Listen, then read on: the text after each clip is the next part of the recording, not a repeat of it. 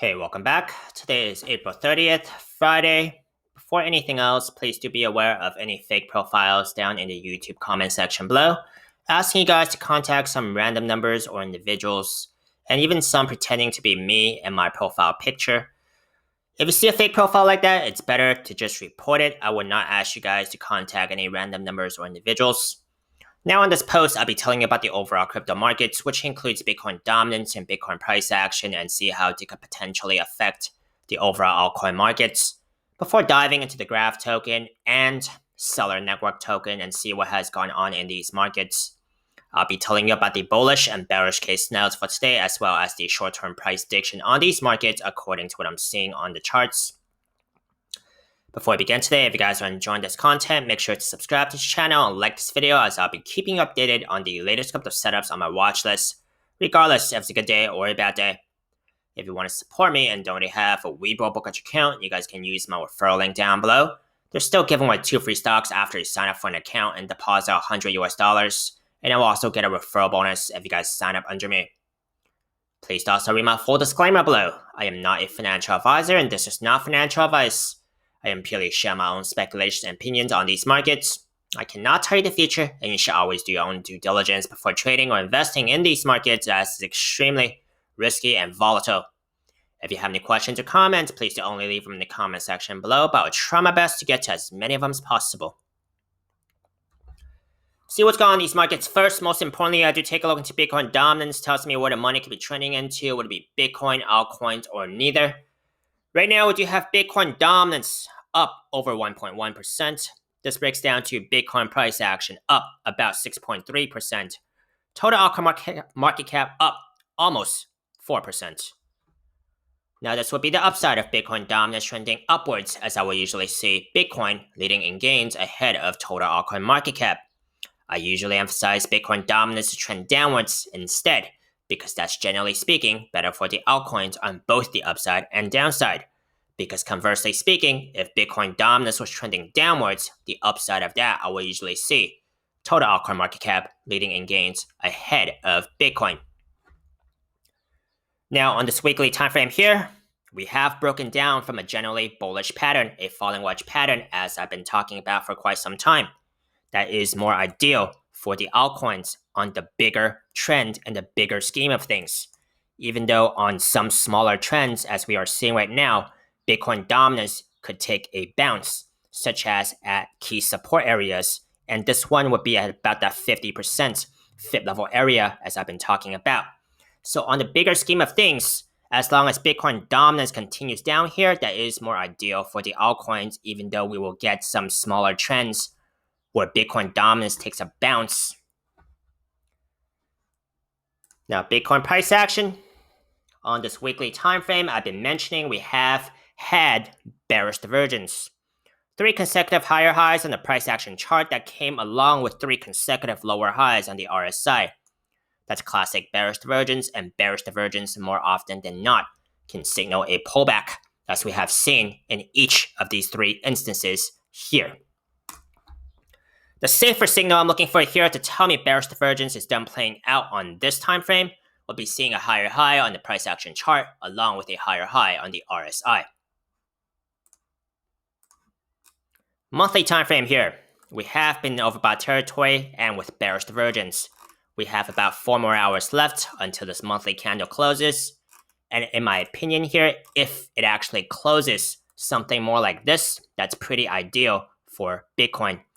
Because, let me explain, if the price action was to continue upwards here, then we're currently at about an RSI reading of 89. To negate bearish divergence, if the price action was to continue upwards here, we just have to beat the last high RSI reading of 92 to negate bearish divergence. I will still not ignore the fact that we are in very overbought territory, however, even though, according to history here, there could still be some way to go, okay? Now,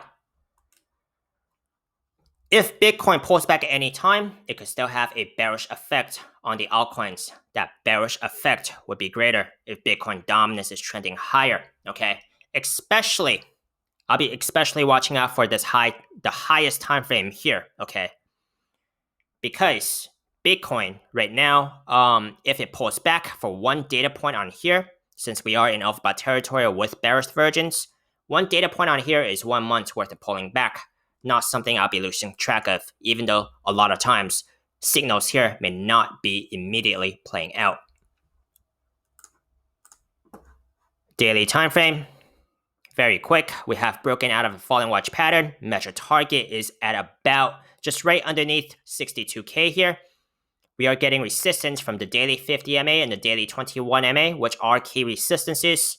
We are above the 3-day 21 MA, and we have about 4 more hours until the 3-day candle closes. Let's go over the GRT. The weekly time frame here is the highest time frame what we have in RSI reading, and we're currently at about 58, not in overbought territory. Now, there has been some patterns that were broken before, especially known on this daily time frame, including an inverse head and shoulders pattern. And that pattern has been invalidated with this lower low here. So that's a lower low than the previous head level here. Now, I did have to rechart that smaller falling wedge pattern into a bigger one as more data came in. Price action did look like it has broken out of this smaller falling wedge pattern. Measure target is about $2, right above $2. Now, measure targets are theoretical approximate targets only, may actually be different in real life price action more or less. Now, I do also have to rechart more data on this daily time frame here, okay, into a bigger falling wedge pattern with a few outliers, one big outlier here, one big outlier here on the bottom side. However, with smaller outliers along the top trend line here, I think that's still fair. Measure target, which is taken by measuring the opening of the pattern and then adding it back to the expected breakout point, which I would say to be the intersection of about the $1.65 fib level area to this top trend line. So when price action breaks out of this pattern, it would consider breaking above this key resistance as well, at about the $1.65 fib level area. Now, falling wedge patterns, according to Thomas Bukowski and his website, thepatternstart.com, it is a 68% chance of it breaking to the upside. 68% chance of it breaking to the upside. If it breaks to the upside by here, just for an example, measure target would be about $2.90, which is pretty in line with where that last resistance came from. Now, if the price action breaks out sooner, the measure target will be higher. If it breaks out later, the measure target would be lower, assuming this falling wedge pattern shape still stays intact. Let's take a look into some of the key supports and resistances relevant to this price action right now. Key resistance immediately would be about the $1.65 fib level area. Right above that, the daily 21 MA and the daily 50 MA, the blue and white line here on this daily time frame. Followed by the 3-day 21 MA, the blue line here, which is right above the daily moving averages I just mentioned. Next up, about the $2 fib level area. Beyond that, I could expect resistance coming from this group of past trading history here, so quite a bit of dense resistance, even immediately after $2 to as high as about $2.45. Get a little bit of a break before resistance at about the $2.60 to $2.90. Key support, daily 50 MA, the $1.35 fib level area. That's right underneath the price action. That's actually some way beneath the price action, about the $1.35 fib level area. Next one down would be about the $1.10 fib level area, which is pretty close to the bottom trend line here of this bigger falling wedge pattern. Let's take a look into the bullish and bearish case scenarios here. Bullish case scenario, price action breaks above this pattern and go towards this measure target, mining some of those resistance levels I have just pointed out, as those could be points of rejection.